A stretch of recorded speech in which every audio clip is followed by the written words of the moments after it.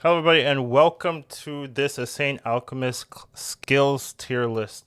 So, I want to make some content for this game, and Alchemist is the class I've really focused on. I know a lot of people don't have very high opinions on Alchemist, and I want to, at the end of like this kind of set of videos, kind of change that impression. I think Alchemist has a lot going for it, and I really didn't know where to start, where to kind of adjust. I think something very fun for me and very informative for kind of the idea of the playstyle of Alchemist is just the updated skill um, class tier list for current Alchemist shenanigans. So we will be going over S through D, and the first two, so S and A, will be ordered. So the best skill right in S will be my I think best skill for the all of Alchemist, and we kind of go from there. So we're going to be going just through its class tier list, all the unlocked skills, and then we're going to go through the unlocked or the unlockables. I don't really have golem skills. Honestly, I beams all you need, and the other ones are not that important. But generally, let's get started. So first off, we will be covering everything. So first off, we do have explosive mixtures. So this is the throw bombs. First skill, you imbue an alchemist gem with an explosive charge of mana, and then you throw it. So it's going to explode for whatever damage based on your spell power and the gem's tier, essentially. So each kind of gem will have a specific effect. So this is the skill that allows you to throw bombs. This is a skill that allows you to do damage. Your bomb skill is your bread and butter. Honestly, it's where a lot of your damage is coming from. Not out like a decent amount, maybe not all of it or even there, but like at least half or so is coming from this one skill. So you do need this skill. You can't really play Alchemist without it. It's absolutely required, in my opinion, to have a meaningful Alchemist game. So throw bombs definitely going in the S tier category. It's just undeniably good. If you're not playing with this, you don't have an Alchemist class. Next up, we have is called Alchemist Protection. So this is an interesting skill. It grants you protection to you and your golem against the damage of your throw bombs. So your throw bombs can't hurt you initially, but by getting this, this will um, eventually completely nullify the throw bomb's damage. So this can be a very important thing. It also adds fire, cold, lightning, and acid protection damage. So with this, you can also get resistances to fire, cold, lightning, and acid. And I would say this is very underappreciated in the Alchemist skill set. Getting free stats, defensive stats, is also very good. Now, this protects against for other creatures against your throw bomb, but not against shockwave bomb. So we'll talk about that later. But essentially, this ability will protect you from your own bombs and will also give you free stats, free fire, alchemist, lightning, cold stats. So also, once again, S tier, very, very important skill.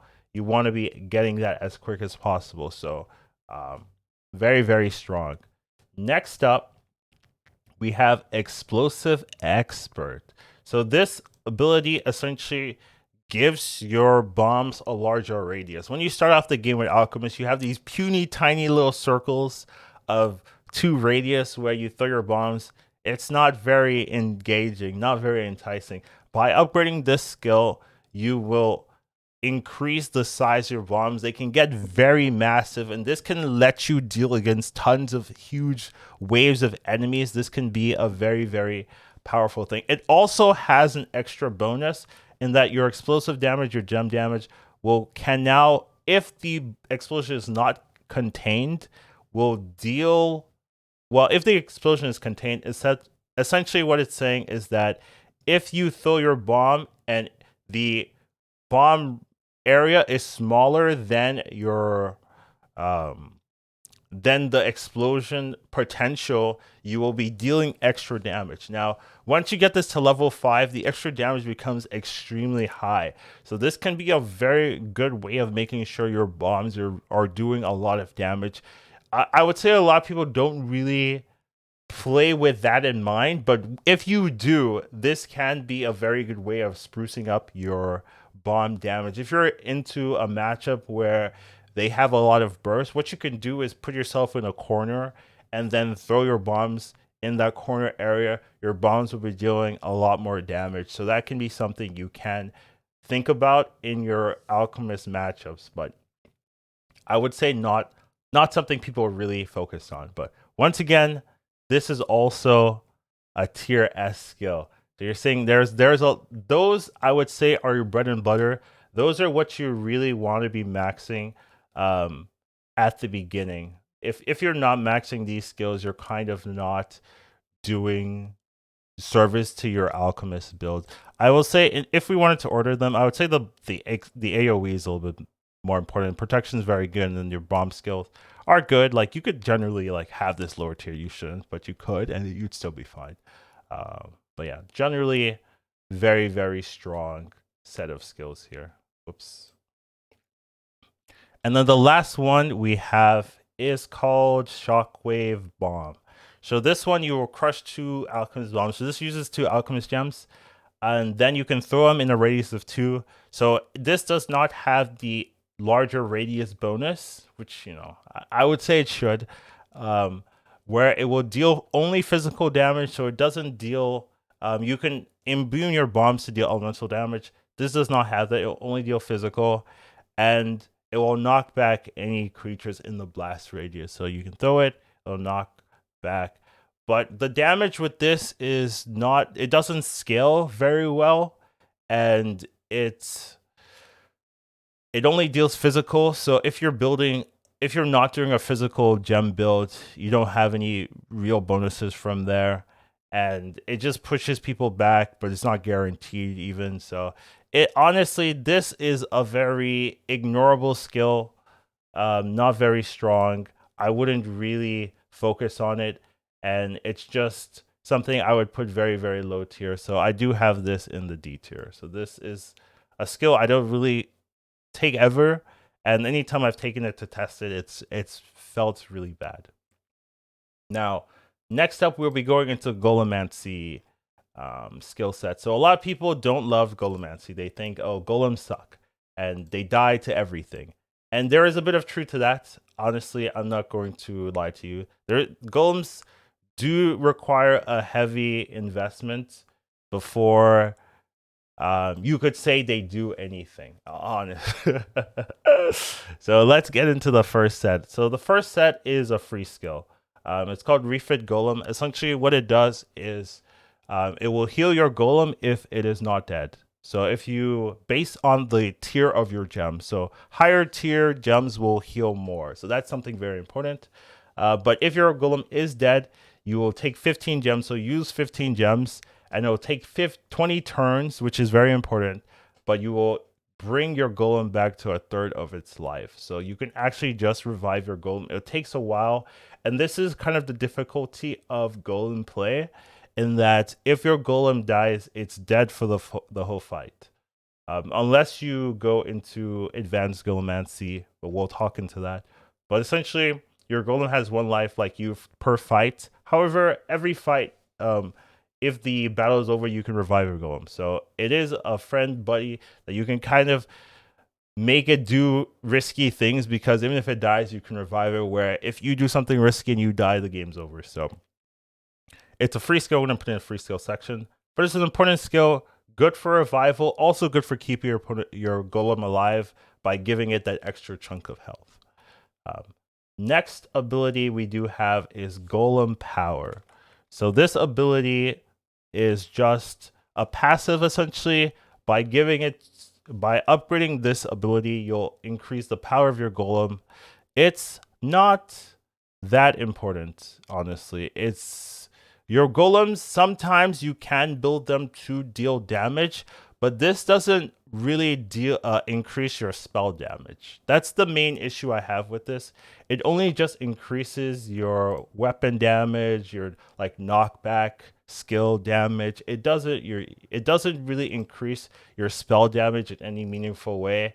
So if you try to build into it, it's okay, but honestly, it's not noticeable, and you're putting a lot of points into something that I honestly don't think changes the game in a meaningful way. So I have this personally in the D tier as well. It's just not something I would focus on. Next skill we have is called Resilience. So this skill will increase your Golem's armor hardiness, and reduce the chance of critical hits in heavy armor training. So if you're not using heavy armors, you're not getting that armor hardiness and reduced chance of critical hits. However, if you generally increase it, it's going to increase your healing factor. It's going to increase your resist all. So even if you don't wear heavy armor, you will still get increased healing, and you will still get damage resist all. And it goes up to like 15% resist all if you go 5 stats.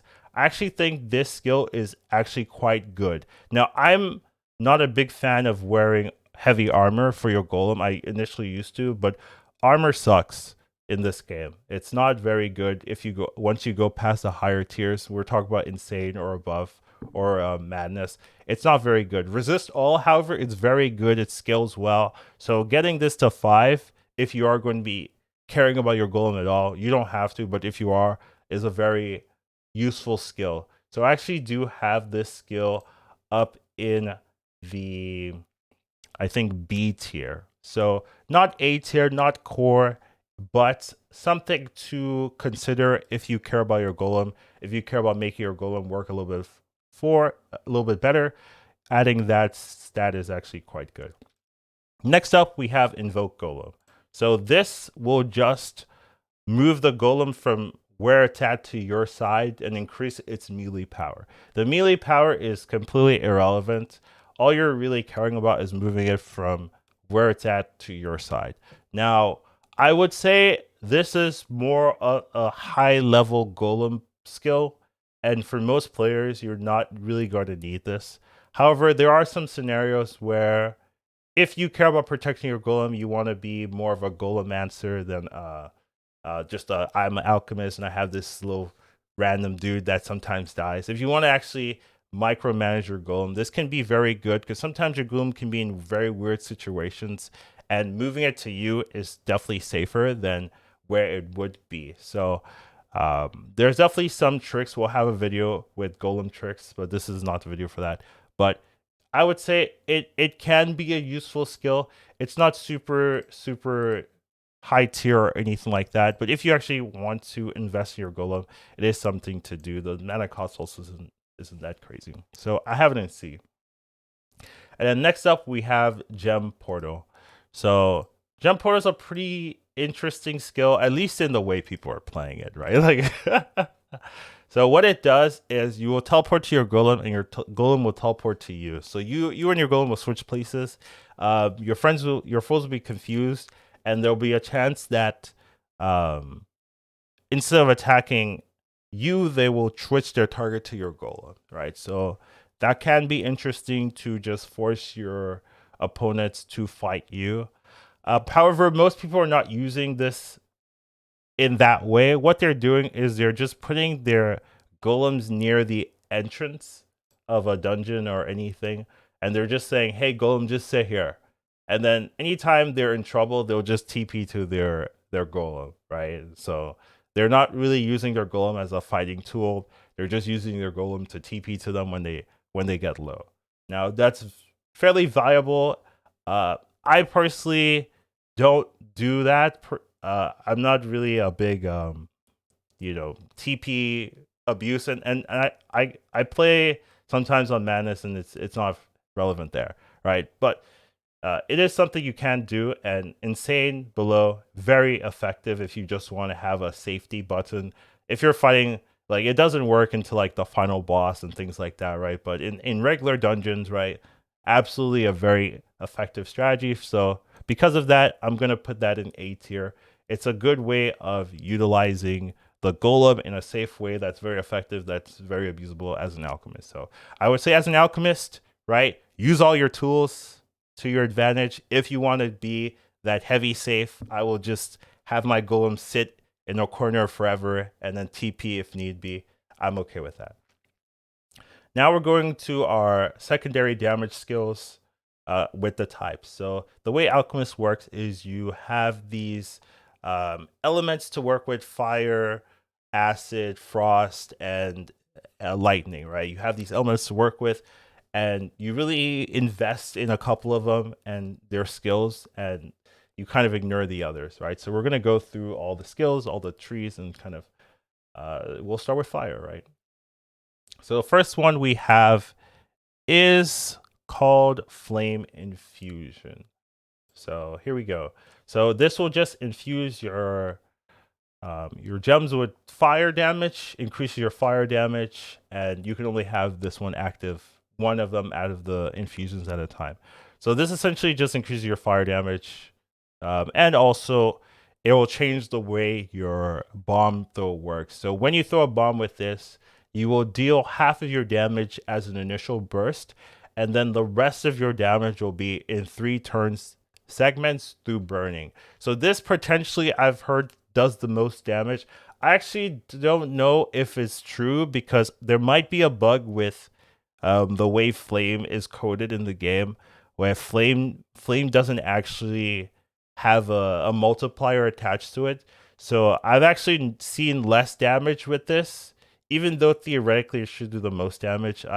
I'm not sure after playing for like 500 hours. I'm not sure this does the most damage, but it is useful because the other skills are very, very effective. So there is reasons to get this, but another issue with this is that the damage is slow, right? It's slow damage. You have half of it and then 3 turns later. So if things are gonna kill you in 4 turns, right? Like you'll be dead before you get to do it. So I'm not the biggest fan of flame infusion, though I use it a decent amount because it does increase your fire damage, and that is very notable, as we'll talk about later. But I do have this in C tier. So next up we have Smoky Bomb. So this ability is kind of interesting. I initially undervalued it, I would say. So what this does is it will throw a smoke bomb in a line of sight. So it's not a huge range. It's not based on your radius. It's just I believe a 2 radius essentially of a bomb. And what happens is everything in that line of sight will be dark. So you can kind of block spellcasters. That's like the best way of using it. You can cast this, block spellcaster vision. So characters that initially need to like use a zap or lightning damage on you, they won't be able to see you. So you could really just mitigate that kind of ability. Now, there is another kind of text to this where if the enemy is burning, it will absorb that burning. So the smoke bomb will disappear immediately and it will reapply the burning stacks. So I don't like that. And it will also reapply the burning to everything that's not burning. So let's say you have one thing that's burning, and other things that are not. If you throw the smoke bomb on it, the burning stacks will apply from the thing that is burning to everyone, and reapply the stacks. That sounds confusing. Essentially, that's not super relevant.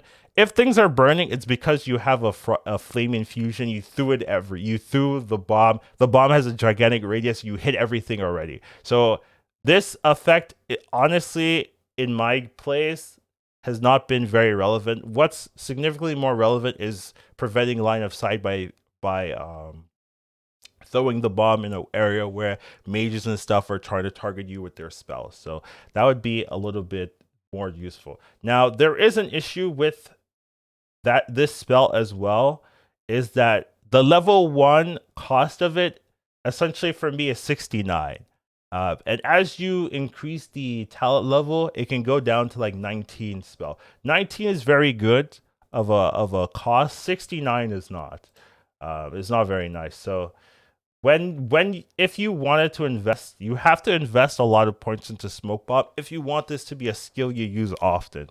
Now, I don't usually invest in it, but I have it at one point, and there's just some scenarios where Smoke Bomb is useful, so I'll pay the 69, but I'm not often putting more points in it just because I use it so infrequently. Now, it has its uses, but it's not the most flexible, and the secondary use of reapplying burning is just, in my opinion, not very relevant. I have heard some people have made it feel okay, but I bet it's not worth the effort. Just and from my experience, it hasn't been. So I have this in the B tier. Next up, we have the Firestorm. So this is a very cool ability, though it has, some limitations. So this ability will summon a fire damage around the caster of radius 3 each turn for a duration of 5 to around 12, 13 turns. So essentially you cast this, it does really decent fire damage in a radius of 3. And it will follow you. It won't hurt your friends, and it will just hurt everyone else in a radius of 3 around you. Now, this by far is Alchemist's best damage skill. It's not even close. This is what does all your damage when it comes to the late game. Your bombs have these gigantic cooldown. I don't think I've talked about it, but the cooldown of throw bombs is 4 turns. So you can throw a bomb, do nothing for 3 turns, throw another bomb, right? So like it's hard for that to be your main consistent DPS to burst things down. Firestorm really can burst things down. Now, the issue of it is you have to be in a radius of 3. So there are things that can kill you if they see you. And unless you're built well, you're going to die if you Firestorm. So with proper building, with proper equipment, this can be absolutely a godly skill. Without proper equipment, if you're just playing this without really thinking, this will kill you. So it's an insane skill, very good if played Alchemist properly. And because of that, this is going in the S tier. It's that important. This is where your damage comes from. If you don't have this in the late game, you lose a way of bursting things down very quickly. And honestly, you'll lose so much damage that there'll be a lot of enemies that just become unkillable because their healing is more than your throw bomb damage, essentially. So it's just an S skill, something you need in the late game. You can kind of get away with not having it for a long time, but once you get into the very late game, you need something like Firestorm, otherwise you're not going to make it. Next up, we have, what's it called? Body of Fire. So Body of Fire is a pretty cool skill. It turns your body into pure flame, increasing your fire resistance by up to 45%, and it will also burn any creatures attacking you for fire damage. But the most interesting part is every turn you can project up to essentially 5 fire bolts per turn at each enemy in sight. So basically, talent level 1, you'll project 1, but essentially you will be able to fire 5 bolts 5 bolts at different enemies. So you cannot fire 5 bolts at the same enemy, but you can fire, if there's 5 bolts in a radius of 6, I believe is where it is.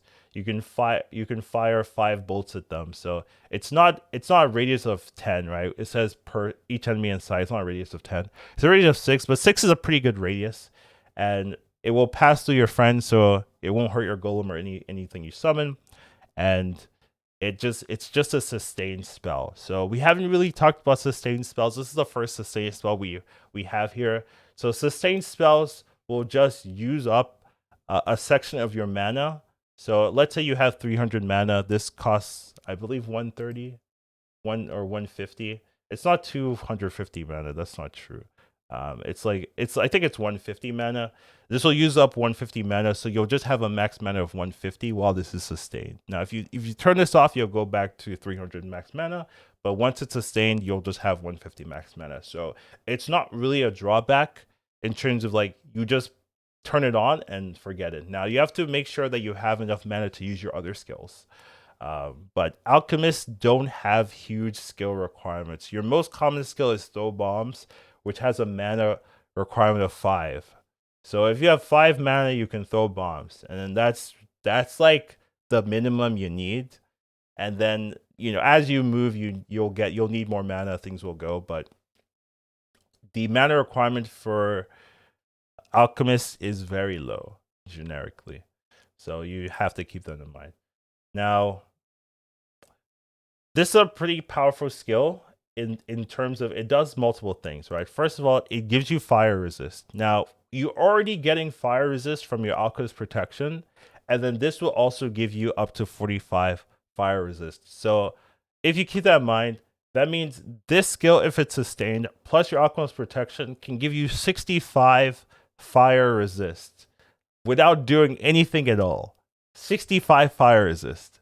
So fire damage really against into Alchemists is not that big of a problem until the late game when people have like fire penetration and stuff like that. You have to start carrying again. But generally, mid to early game, once you have this going, the fire damage is not too much of a problem. A lot of times I'm just standing in fire areas, not really caring because it's hitting me for like it's tickling me, for little damage. So this is just something that helps with your defensive stats. You wouldn't necessarily think of it as a defensive skill, but it can be in some matchups. So very important skill. I wouldn't say is as core as Firestorm. You can generally get away without having this skill, but it's nice free damage that you don't really have to think about. And another thing I would say that's actually quite relevant is it will hit invisible enemies. So if there are invisible enemies within 6 range of you, a fireball will just start shooting, right? Even though you see nothing.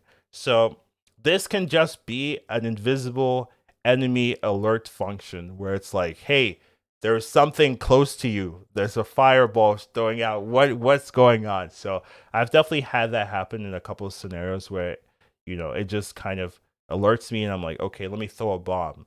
Boom, I blow him up or something like that. So just a very good skill. Not god tier or super necessary like Firestorm, but super, super relevant going in the A tier. This is going to be a long video, by the way. We're not even halfway done. Next up, we have the acid skills. So first off, we have acid infusion. I'm probably I'll go regular speed. So acid infusion, pretty interesting skill. Essentially, when you throw your bomb and infuse with acid, acid can blind. Blind means that they won't be able to see, and when they're attacking in melee, they'll do I think 33 less damage, something like that. But generally, they have to get blinded, and they also have to be a character that cares about being blinded and things like that. A lot of enemies don't really seem to care, and they'll just kill you anyways, even if they're blinded, they kill you anyway. So I'm not a big fan of acid damage. I will say acid damage, there's less things with acid resistance, so you will have a wider range of enemies that will not care. Like you'll be able to deal mostly max damage into that. Honestly, there's a lot of enemies that just have resist all. That's insane. So, and I'm talking about like insane and madness and stuff like that. But acid generally is more. There's less characters with acid resistance, so it has that benefit. But honestly, I'm not a big fan of the infusion itself. Blind is okay, but generally I don't really love this infusion. So I'm going to have it in D tier. Next up, we have this second skill. This is one of the skills that kind of buffs your golem. So it's called Caustic Golem here. So what this one does is when your acid infusion is active, your bombs, if it hits your golem, right? If it's in the range of your golem, hits your golem, will infuse your golem with a coat of acid for some amount of turns. And while coated, any melee hit to your golem will trigger a cone of acid towards the attacker that deals acid damage to all caught inside. So what this means is that if your golem's alive and they're attacking your golem, every turn they will be throwing acid in a radius of 4 cones. So that's a pretty decent sized radius. Now the triggering chance is from 20 to 55% if you max it, but most of the time, honestly, you're not going to be maxing this skill, because your golem will die. if you're if you're if you're playing in a high enough level, your golem will die. So it's not really worth putting like 5 points in. You're most likely gonna have a point in it because you want some of the other skills, but this skill in particular is not really the most impressive skill, and most of the ones that coat your golems are not very impressive. So it's not really something I have very highly rated. So once again, I have it in D here. Next up, we have Caustic Mire.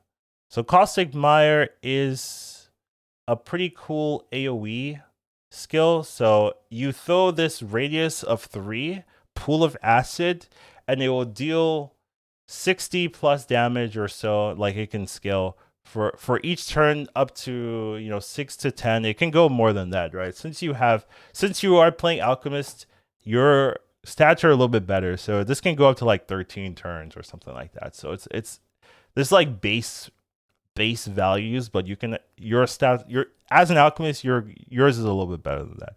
All creatures caught in the mire will suffer a slowness effect. So at max level, this can be like 50% slow. So you throw this, and something really nice about this skill is it's unresistible, I believe. So if you throw it on an enemy, they will get hit with the slow pretty much. Maybe it's resistible, but it's really low. I have seen some enemies, they're either removing the slow. I don't think they're resisting it. They're just removing the slow with like unflinching resolve or something like that. But basically, it's unresistible. 40 to 50% slow resist in an AoE. This is a very, very good defensive skill. Even an offensive skill, it makes their opponents very manageable, especially in 1v1s, things like that. You can really just say, oh, you're gonna move every 2 turns, or you're going to move every 1 turn because now I've made you a regular player. Your global speed of 140. Yeah, we're turning that down to 1, please. And this lasts, like 10 plus turns. This is a whole fight in a lot of classes. So this is a very, very good skill. Something you want to think about. You don't need this skill. Like this isn't a required skill, but this helps you a lot in a lot of matchups. So I'm going to be putting this in A tier. Just a very, very good skill. Next up, we have Dissolving Acid. So this skill will just throw a little I don't know, it throws a little acid bolt, dealing decent damage, and this bolt can remove beneficial physical or mental temporary effects or mental sustains.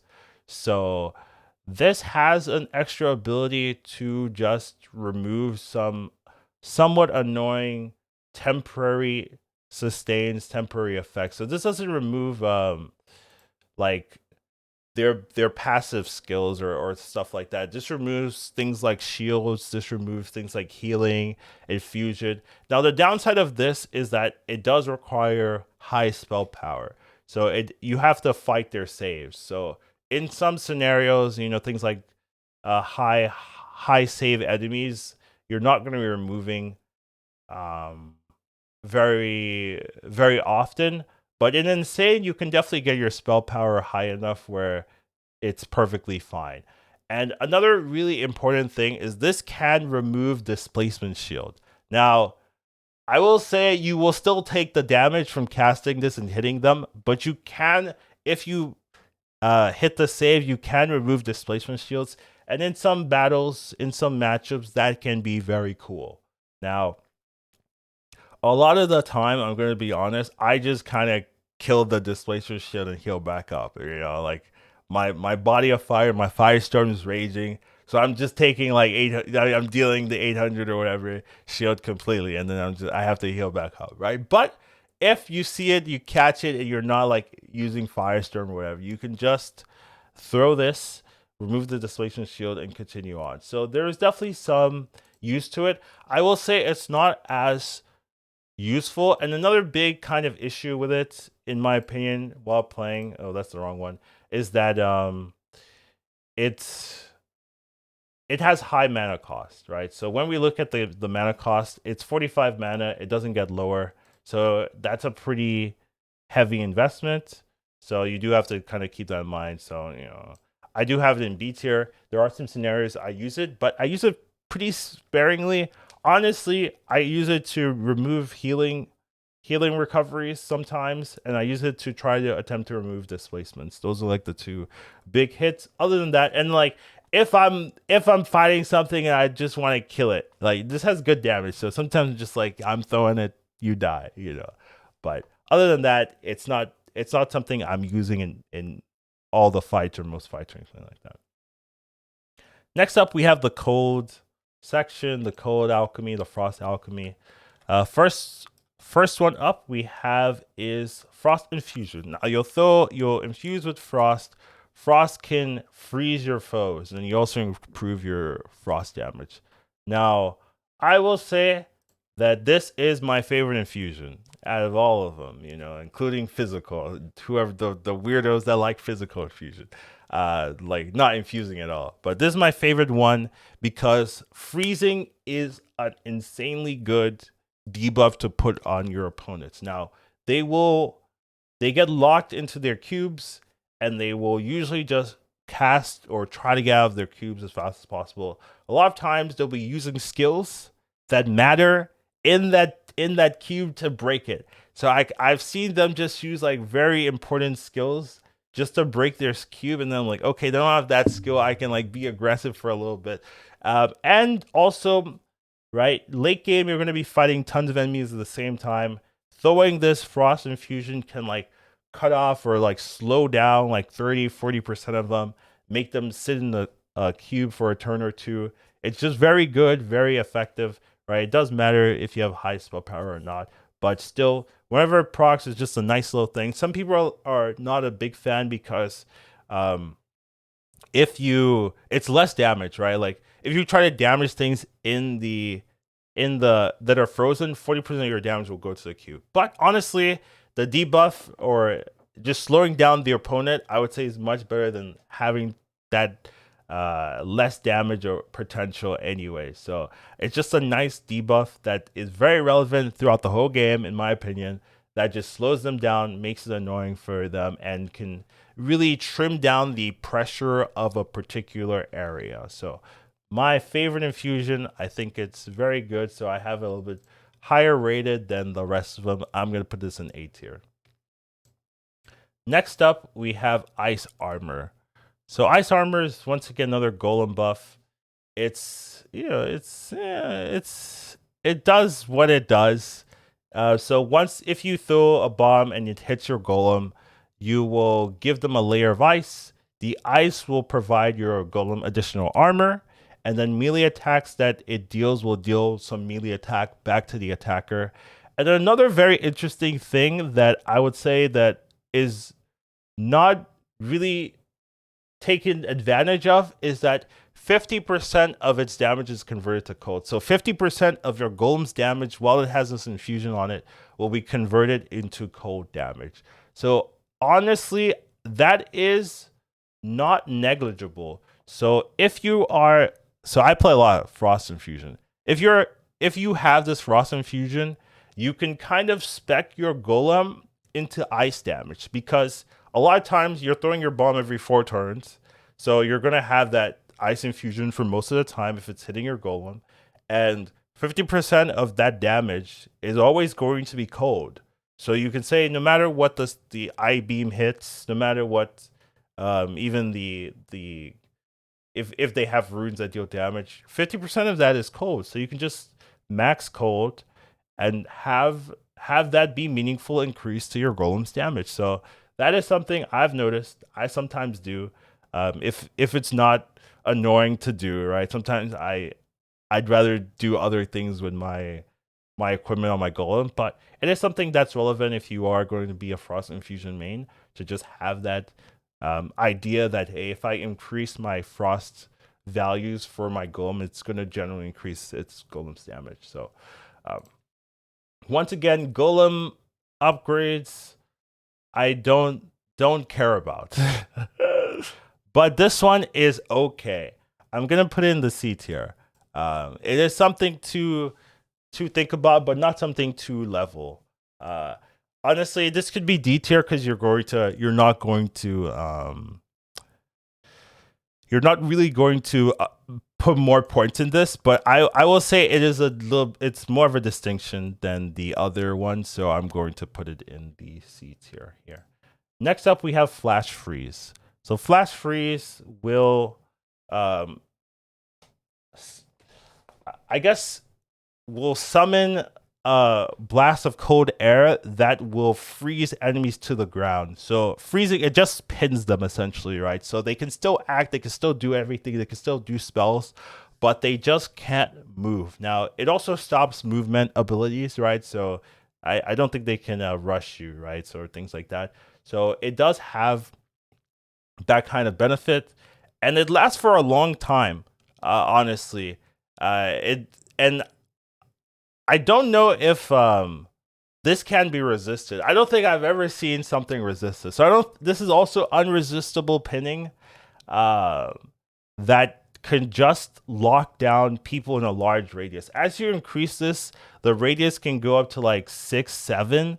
So you can really have this large radius of pinning all of your opponents. Now, this is very good against melee classes, right? Melee class, some of them, right? If they don't have flinching resolve, right?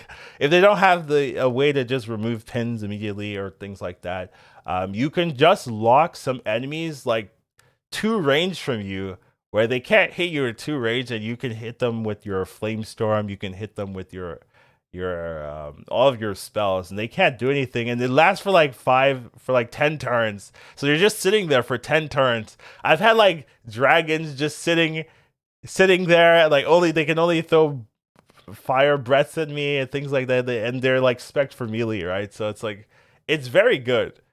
So this is a very powerful skill. It's also instant speed. I talked about that? It's instant speed, so you can just cast this and it doesn't waste your turn. It doesn't cost any time to pass when you cast this. So that's very good. Especially in Insane, this can be a very good burst damage tool. So you can cast this and your bomb, this first, right? So that's instant speed and your bomb. Just do more burst, kill some things in one shot. Other thing that's very good is that if you're fighting a ghoul, right? These ghouls have 50% damage. They can only take 50% damage at a time. Well, bam, you cast this, you take 50, you throw your bomb, you take the other 50, you kill them in one shot, so you don't care about their ghoul protection. So there's a lot of benefits for this skill. It's very good. I would say super important skill set to have.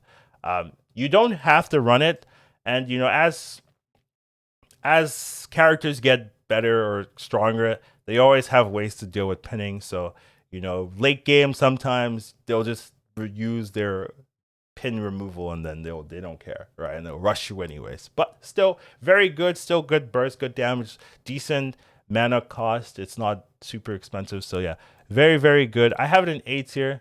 I could see it here, but it's not there yet. But it's very good. All right, it'll be up in there. Next up, we have Ice Core, or is it Ice Core? It's Ice Core or Icy Core, yeah. So next up we have Ice Core. So Ice Core is a very good defensive skill. So it turns your button pure ice, increasing your cold damage affinity. Now, damage affinity we haven't talked about. Damage affinity will heal that percentage after you take that damage. So let's say you have 20% affinity, which you get if you max this or so, 20, 25. Anytime you'll take like 100 damage, you will heal 20 of that damage back. So essentially, you could kind of look at this as damage resistance, but it's better than that. I'll talk about that, but it's way better than damage resistance. So you take your damage, you'll heal a percentage of it back. Now the issue with that is that if let's say you have 1,000 life, right? Let's say someone casts freeze on you, it hits you for 1,200 damage, right? You get killed because you just go down to 0 and then you don't get the healing benefit first. So if you get one shot, like the affinity doesn't work. So you have to make sure your resistance is low enough that you won't get one shot, but you can just kind of fully mitigate damage types by having damage affinity combined with good resistances, combined with like some healing modifier. So affinity, I would say, is way better than damage resistance. You can't really remove affinities.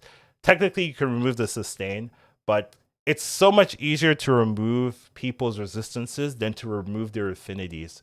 So having good affinities, I would say, in my opinion, is one of the bases of high tier Alchemist gameplay. But this is one of the best skills. We're not even done, right? It has this ice affinity.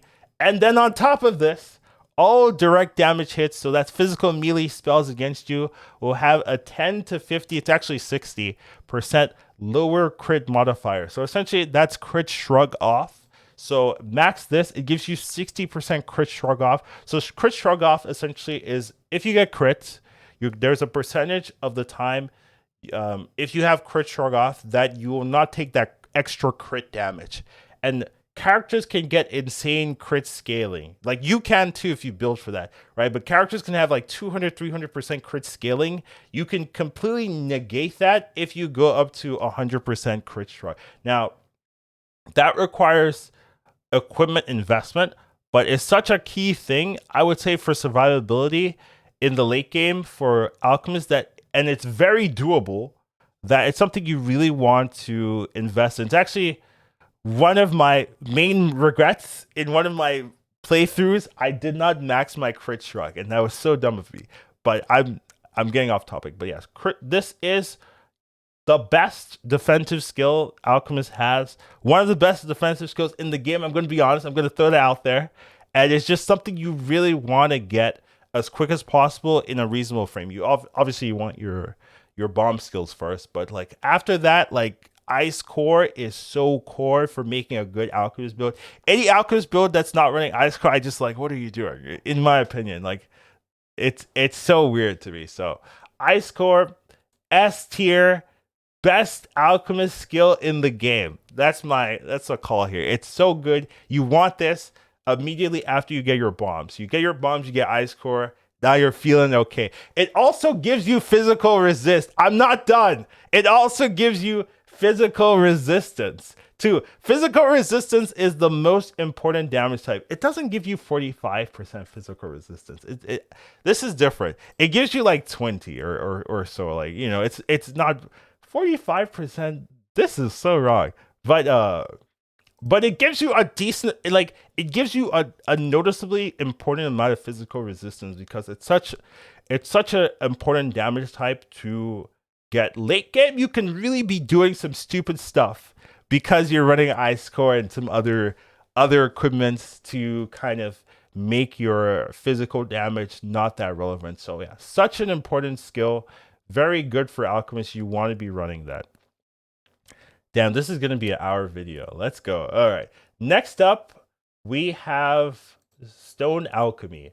So Stone Alchemy is the kind of the secondary Alchemist. Ooh, I've changed this. The secondary Alchemist aspect of Alchemist. The first Alchemist, there's like 3 aspects. There's the bombs, there's the Stone Alchemy, and then there's the Golem Friend, right? This is the secondary aspect that we're really going to dig in first skill in this tree is just creating alchemist gems. Now this is a free skill, so we're gonna put this in the free skill section. So you use this to just generate gems for your bombs for your skills, right? So this will create 40 to 80 gems that you could use to kind of cast your skills. If you don't have your gems, you can't cast a lot of your skills, or you can't cast your bomb skill. That's, and your healing and stuff like that. So this is very important. You just want to make sure you have a good amount of gems. There's definitely been some times where I run out of gems. So I'm like, like it's so frustrating. But if you're keeping on track, that shouldn't really happen. You can see the number in the corner anyway, so you can always know. You can switch gems anyway, so it's not too bad. But yeah, definitely an important skill, but it's a free skill, so you're not going to be leveling it or anything like that. But just a good skill to talk about. Next up, we have extract gems. So some people pick up stone golem or stone alchemy in through escorts and stuff like that, and then they say, oh, don't upgrade the gems. So some people, but a lot of people do upgrade them, right? This allows you to turn iron equipment or metal equipment into gems, right? Based on the tier of the item. So this is really important because your best gems are at the highest tier. Well, most of them are in the highest tier. We should do a gem tier guide. I'll work on that. But this is very important to have access to some of your better gems, and your gems do matter. Increase your damage, increases your flexibility. It's just a very good thing to have a lot of gems with. So super important skill. Core to the Alchemist, I would max it as you get better equipment. So I usually get level 1. If I see a level 2, I'll get level 2. If I see level 3, I'll get level 3. So I pretty much just max this as I find better equipment. So S tier core for your Alchemist, you want to max it at some point. It's just very important. Next up, we have imbue items. So this is like the secondary part of Alchemist, where you can imbue some items, usually a body armor, based on the tier of your gems granting additional power. And you can only imbue it once, and it's permanent, so you have to be a little bit careful.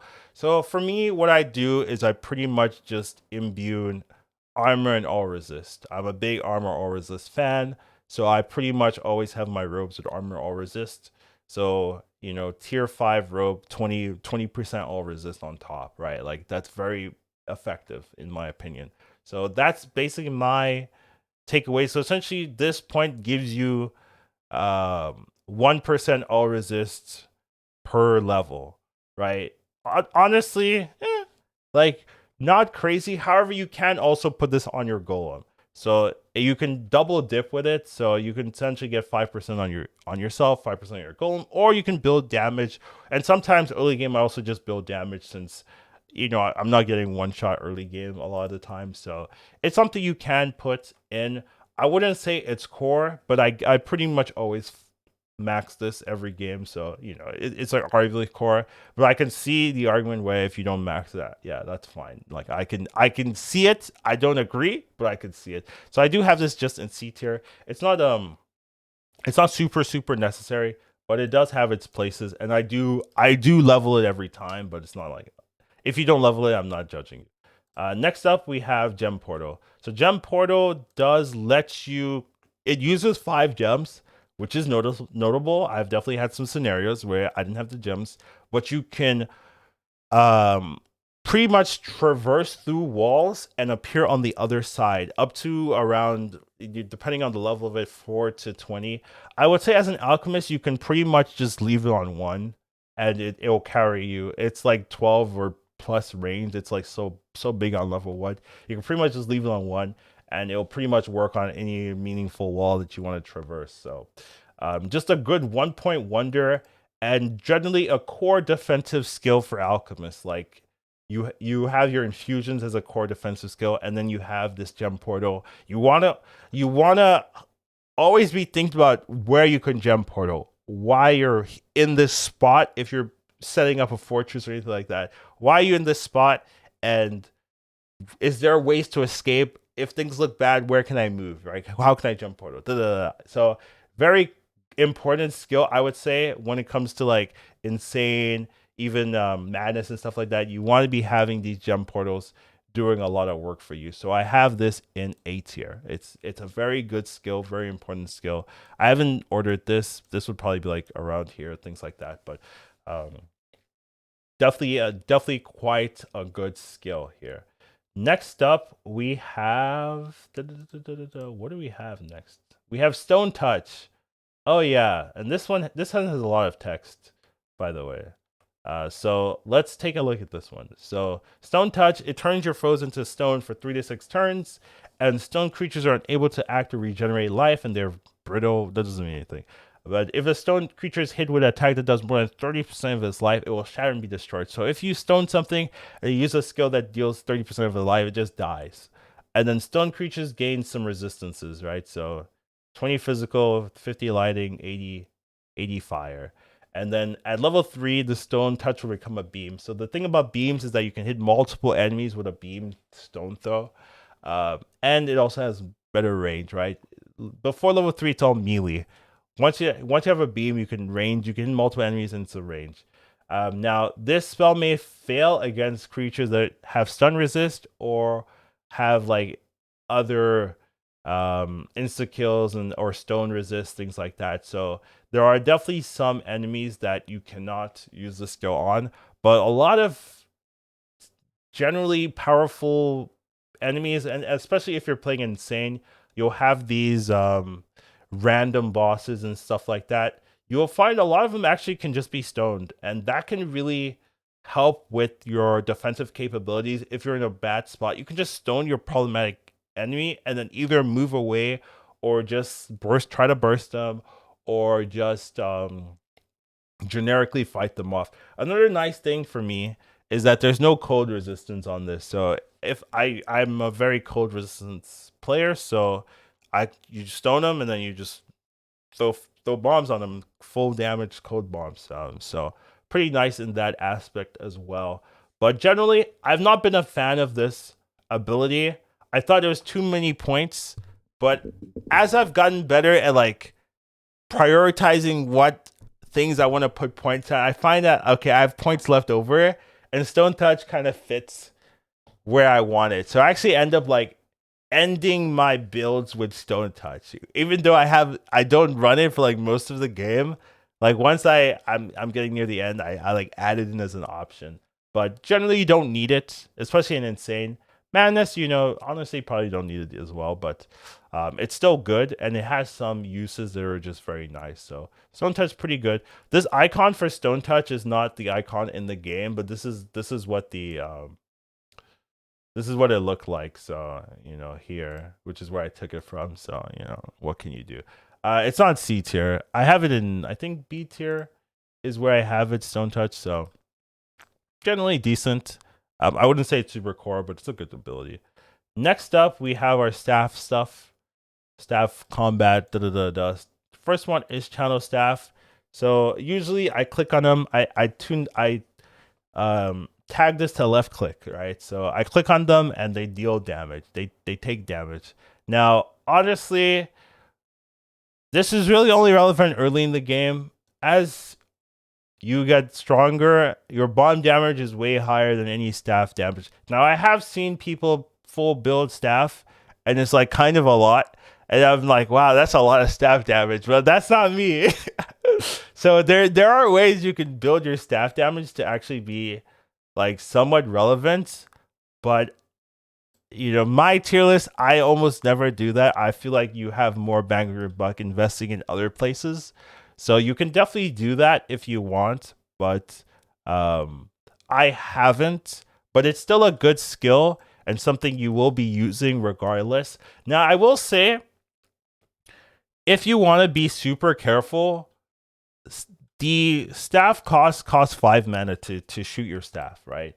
And your bomb costs 5 mana to throw a bomb. So if you just want to be very mana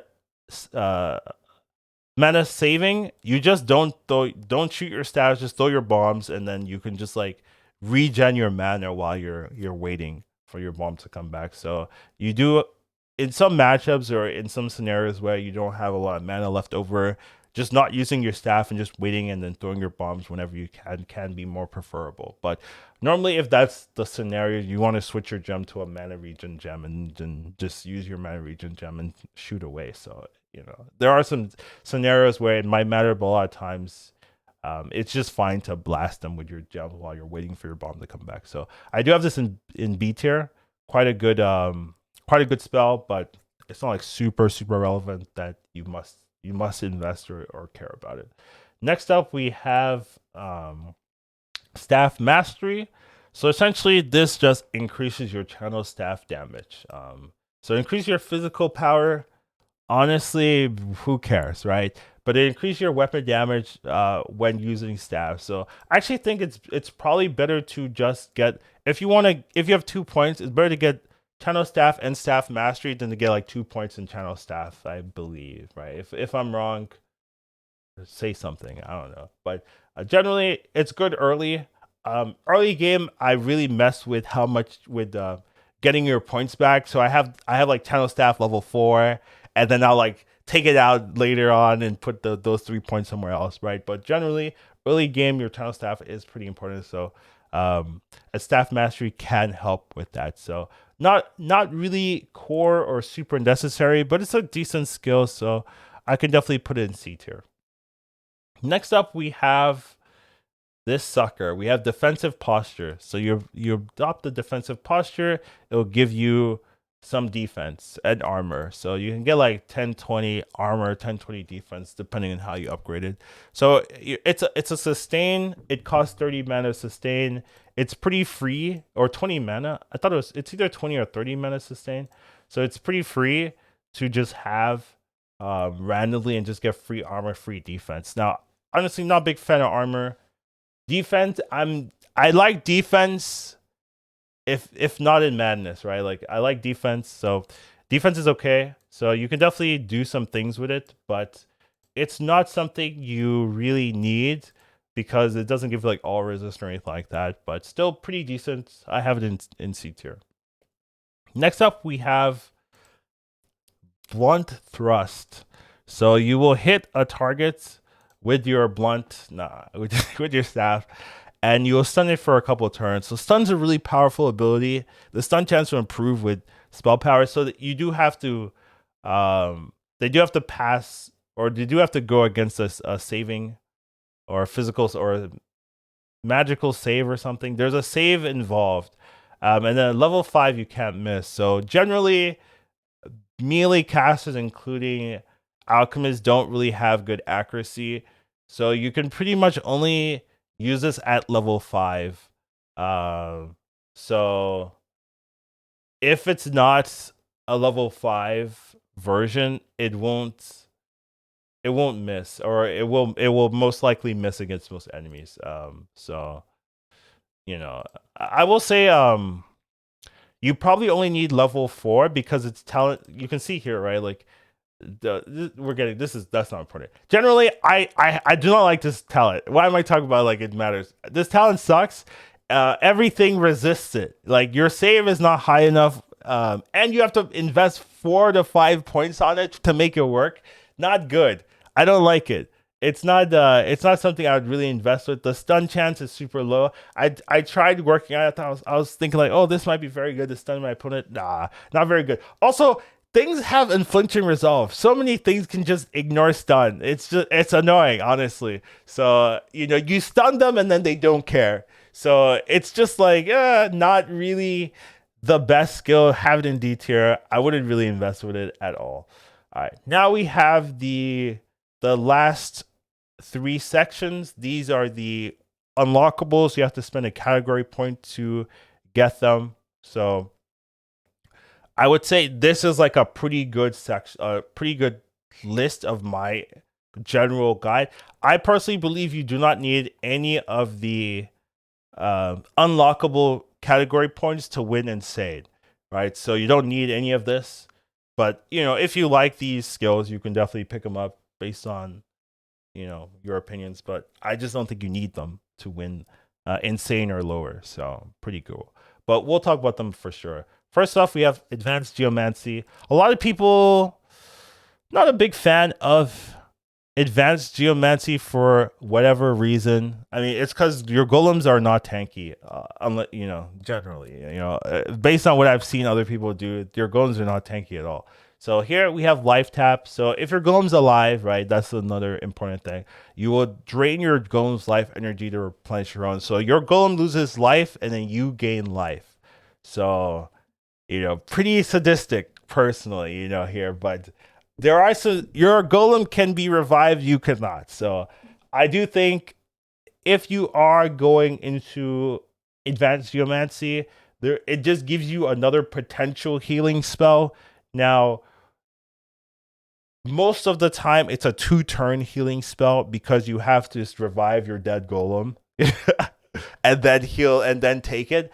But if played correctly, this can actually be just a good tool. Though a lot of the times, unless you're doing something weird or like leaving your golem in a corner or something like that, your your golem's getting killed by the AoE that's also hitting you, right? So you got hit with some type of insane AoE that puts you low, and your golem just gets killed in the crossfire. So you have to like spend the 2 turns to like revive your golem and then steal their health. So that can be super scary. So that's the kind of downside of this. But I have found some uses where like it's just good. I need a heal. This is a heal. So it has its uses. I wouldn't say it's very it's like super flexible, but it has its uses. So I have it in C tier. Next up, we have Gem Golem. So Gem Golem's also pretty interesting. A lot of the Golem skills tree is interesting, to be fair, where you can insert a pair of gems to your Golem and will provide the Golem with some bonuses. So level 1, you get level 1 gem. Level 5, you get level 5 gems. I would say if you're going geomancy, this is one of the reasons to do that, essentially. So I just put all resist on it, or unique gems that I find if I don't have room to put it on myself. So this can be pretty cool to just give your golem a little bit more tankiness. Now, essentially, each point is giving your golem 2% all resist, right? Based on how I played, right? Two pearls at the end, 10%, right? So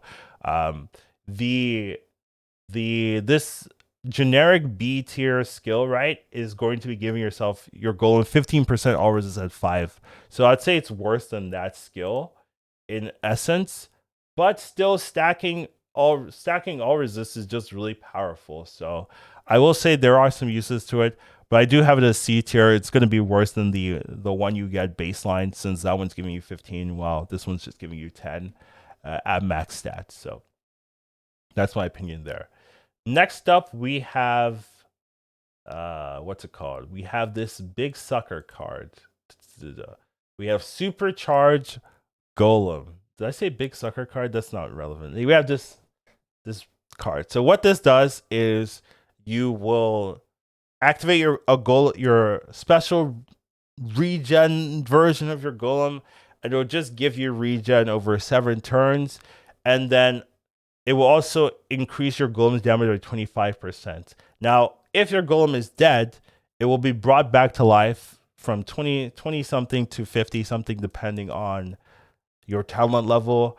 And another very important thing about this is that if you increase the level of your supercharged golem, you also reduce the cooldown. So turn 1 or tier 1, it's 20 turns. Tier 5, it's 12 turns. 12 turns is not a lot, honestly. And 12 turns supercharge, you can have your golem in the game for a long time. Like, it is actually kind of good.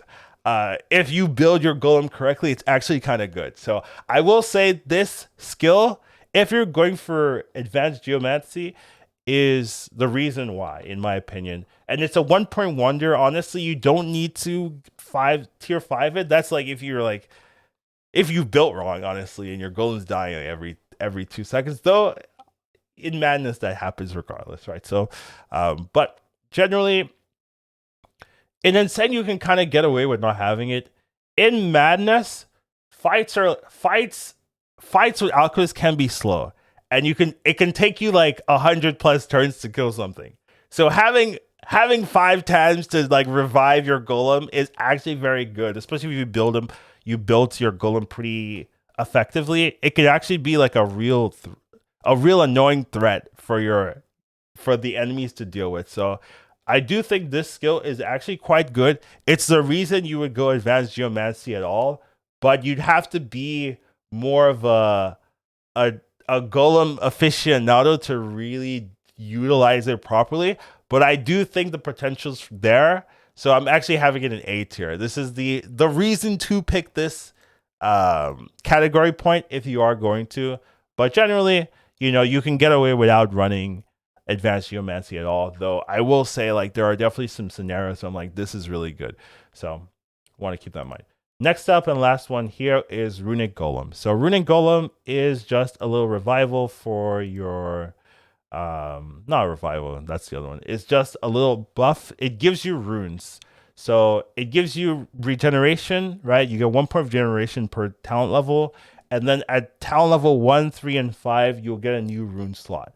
Now, I would say rune slots are more defensive than all resist in a lot of cases. Like giving your opponent, giving your golem a storm shield, right, is way more effective than some random all resist. Giving your golem like 500 shield, 700 shield if you have a really good shield, right, like it's way better than some random all resist. And you already have all resist in some other ways, right? So it's not like you're getting like, it's not like you have no all resist. You have some already. So getting your runes can be really good for a defensive build or an offensive build if you just want to have like 6 offensive skill sets. Like just give them all the DPS skills in the game. You can do that too, but generally I like tuning towards more defensive. So I do like this skill set for the golem. It just helps its defense. It helps keeps it alive. So I have this in the B tier. If you are going to go for advanced geomancy. Next up, we have the energy alchemy. So a lot of people love energy alchemy. They're like, let's go. Living lightning, I mess with that. That's my jab. I personally think we'll talk about it. But first skill here is the lightning infusion. Lightning infusion, just like the other infusions, give you extra lightning damage that can daze your foes.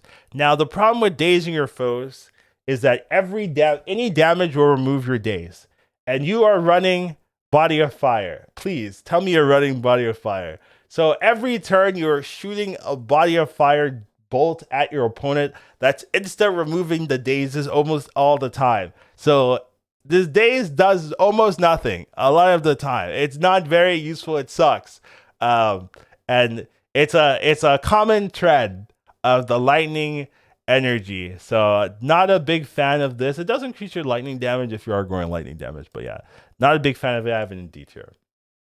Next up, we have the big boy, Dynamic Recharge. Once again, this is the same thing. It's a golem infusion buff. So this one's pretty different. Explosions from your throw bomb will energize your golem, and basically all the talents and cooldown of your golem will have a decent chance to be reduced by 1 or 2. I think it can go 2 since you're an alchemist and you have a higher talent level. So this can be useful somewhat, but it's really only relevant for resetting I-beam. And honestly, not. Did I say it's useful? It's not.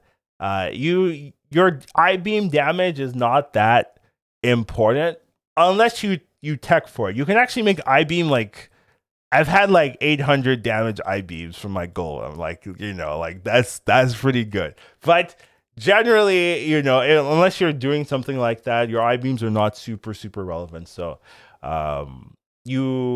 in most games, it's not an important skill to have. So I have it in D tier. Just not that important. Next up, we have Thunderclap. So Thunderclap, I would say personally, is the reason to go energy infusion. This is a really good skill. So you crush the Alchemist gem, so it does cost an Alchemist gem, but you generate a Thunderclap in a radius of 3 to 8.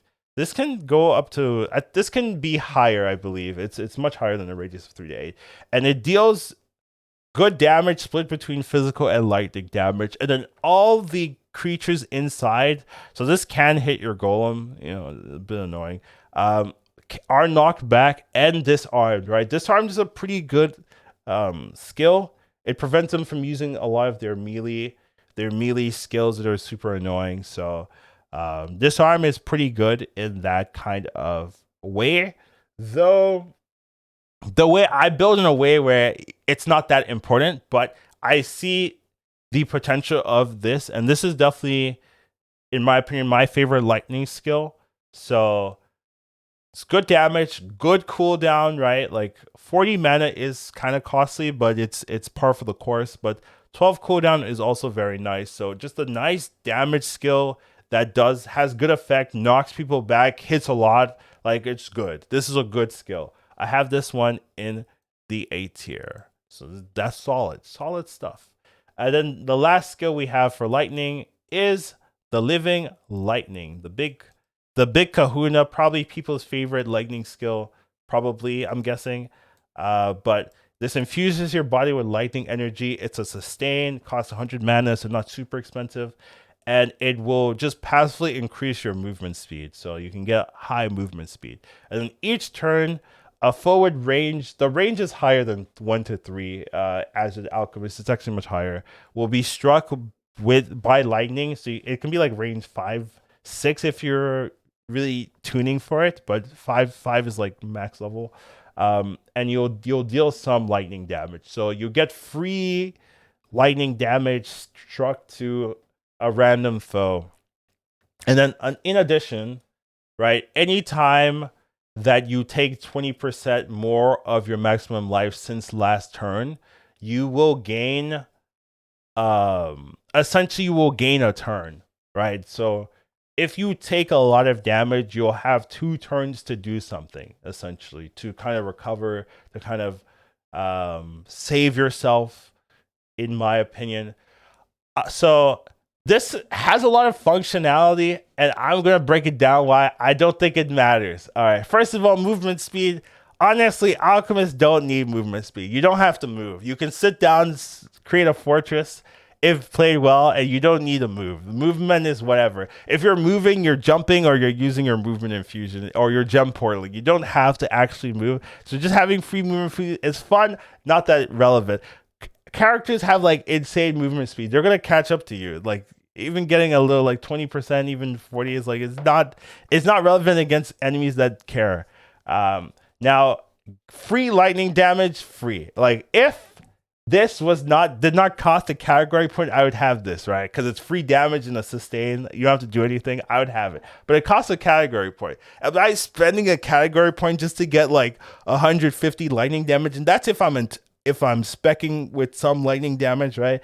Even if I have like 100% lightning damage, like somehow, or 50% randomly, right? That's still like 120 or so lightning damage. It's not relevant. Your bombs are doing like 2k plus sometimes, right? So it's like, you're dealing 1 strike of lightning randomly to the foes. If this said it strikes every foe in the radius, boy, I would love this. This would be a fun ability. However, it does not do that, right? It just strikes 1. And you can sometimes be surrounded with like 10, 15, 20 enemies. You're hitting 1 guy. That's not even the guy you care about. Like, it's like, not for me. Now, the best skill is the free turn.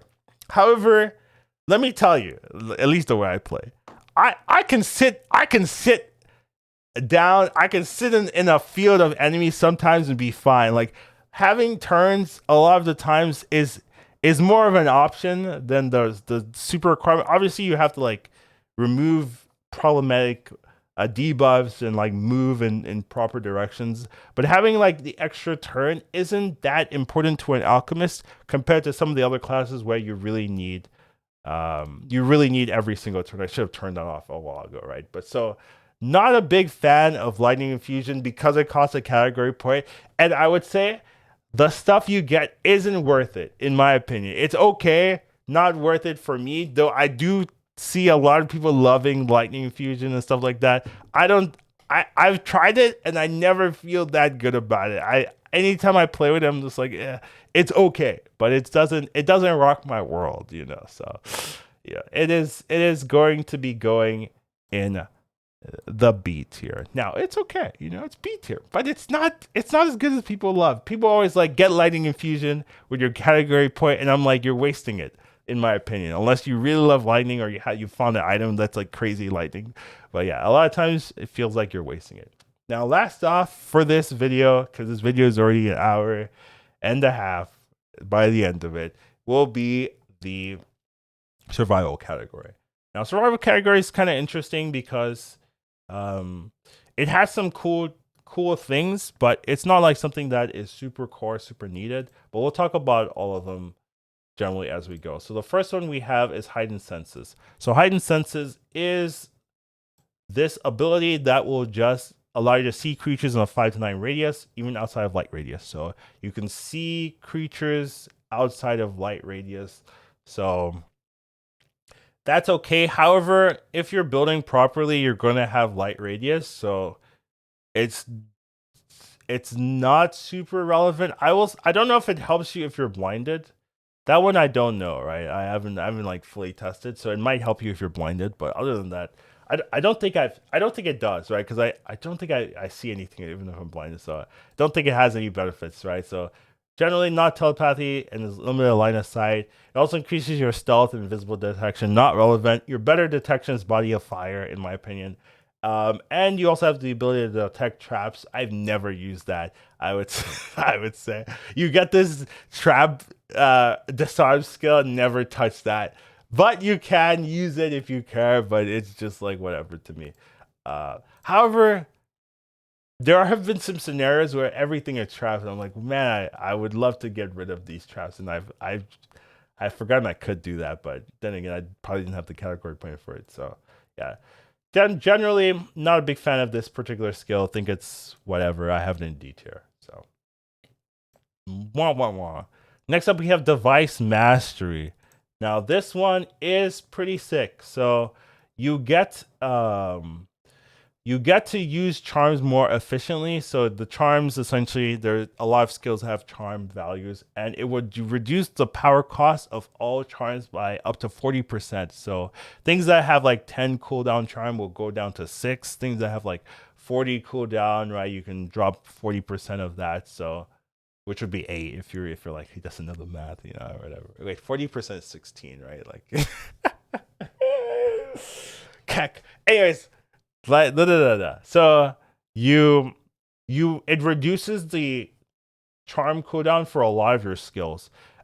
Best charm to reduce cooldown is out of phase, the void cloak, the void stalker cloaks. Those are insane. You can get free resist all, and with 6 turns you can pretty much have that out of phase bonus for the whole time, like for constantly, just by having Device Mastery and a Void Stalker Cloak. That can pretty much give you 40% all resists for the whole game. Like, you have to be willing to get yourself in melee range, so that's the small requirement, but it's really powerful if you want to be using that, especially in insane and stuff like that. In other difficulties, right, you probably don't need it, but very, very useful for sure. So that one I do have quite high rated. That's going to be an A tier ability to get. If you're getting Survivor Tree, that's going to be the reason why. Next up, we have Track. Track. People love Track. Track all day. Track. Great if you're playing Madness, honestly. I don't play Track in Insane. I'm going to be honest. I don't use it. It's not needed. I kill everything in my playstyle. So I don't really need Track, but I can see it. And especially in Madness, I do use Track. However, I use Track through an item, and I don't use it through the Cunning tree. So I get Track from a different source, right? But Track in essence is still very good. and it's something to build into. So I can definitely see the appeal of running track. However, I'm not. I don't particularly need track unless I'm playing in like Madness or something like that. So yeah, definitely a good. And then the last one we have is what's it called? Is Danger Sense. So this one is also pretty long description. So Danger Sense will give you the ability to detect traps. Once again, I don't use that, right? But you can detect traps. Now the ability I do find very useful is critical attacks against you can have from a 3.5 to 12% reduced bonus damage.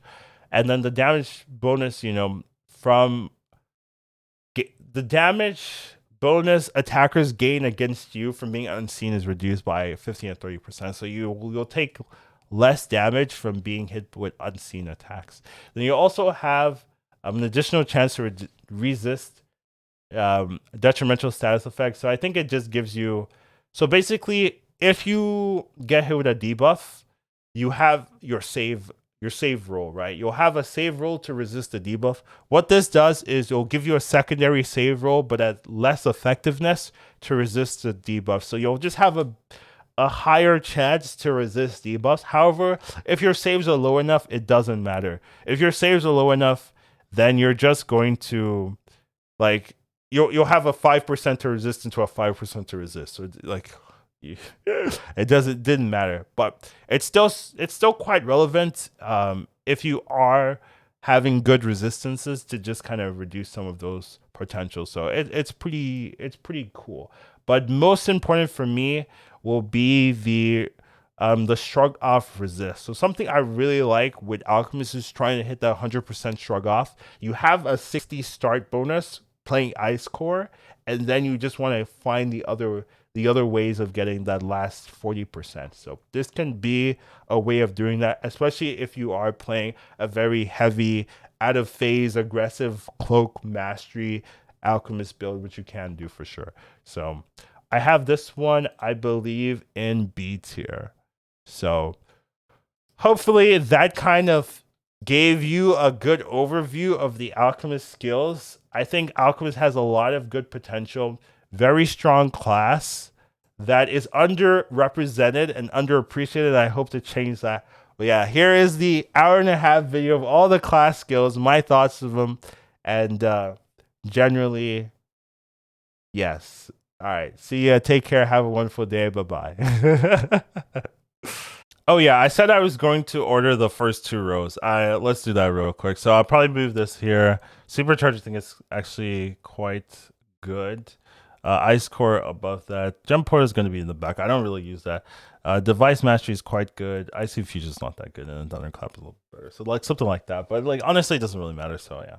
Bye bye.